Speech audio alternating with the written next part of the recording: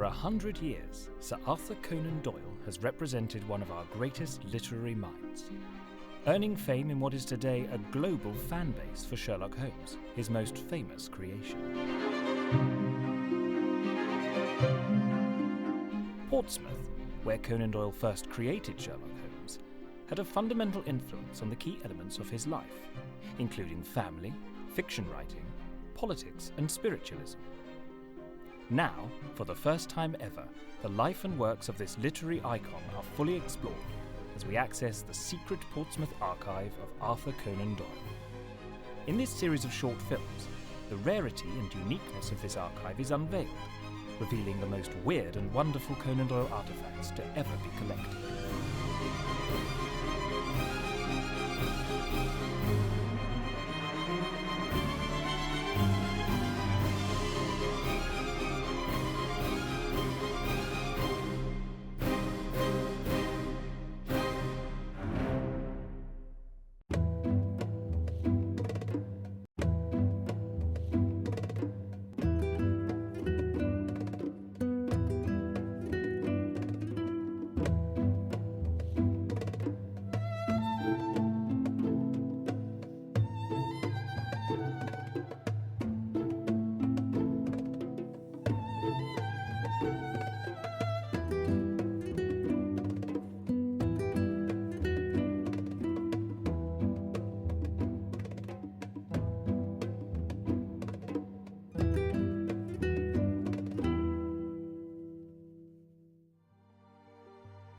Within the walls of the Central Library in Portsmouth, this immense archive of over 40,000 different articles represents the life's work of one man, Richard Lancelyn Green.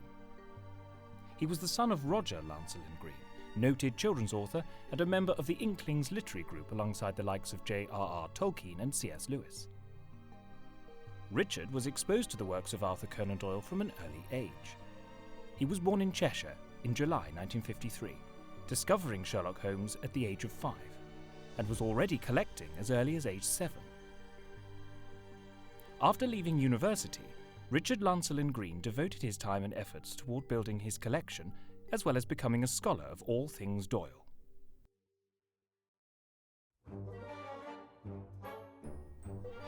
At the time of its acquisition by the city of Portsmouth, the collection was valued at £3 million and remains one of the most extensive archives of its kind in the world.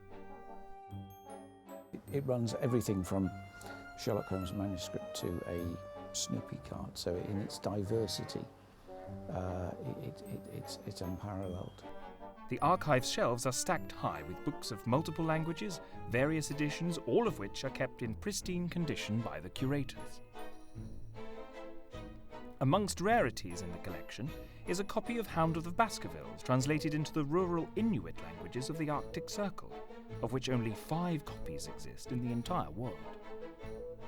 The archive itself is currently split across a number of sites throughout Portsmouth and Wessex, and are constantly being updated by volunteering enthusiasts, with recent additions including original scripts from the 2010 BBC television series Sherlock, starring Benedict Cumberbatch. And of course, because Sherlock Holmes and Conan Doyle's other works live in a postmodern world, there is no end to the collection. There will be new iterations that we haven't even dreamed of, and when they come about, they will find a home here in this collection. Today, the archive and exhibition exists at the forefront of British societal and educational history. In the upcoming series of films, the influence of Arthur Conan Doyle's work is investigated, with a close-up analysis of some of the most interesting items in the collection. This in-depth exploration of the archive will cover rare artifacts, such as the original manuscript of The Adventure of the Creeping Man, props from the 1984 Sherlock Holmes television series, including the bust of Sherlock Holmes actor Jeremy Brett, a host of smoking paraphernalia belonging to Conan Doyle, and unique items from the infamous Reichenbach Falls.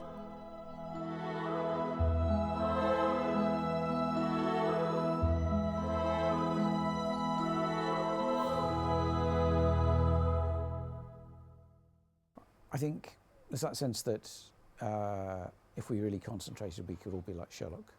He says, "You look but you do not see." If we really saw or you see what you do not look. I forget which round it is. But, you know, if we really concentrated, we could be like Sherlock Holmes. We could find all those clues. We could solve problems. Everyone can be a detective.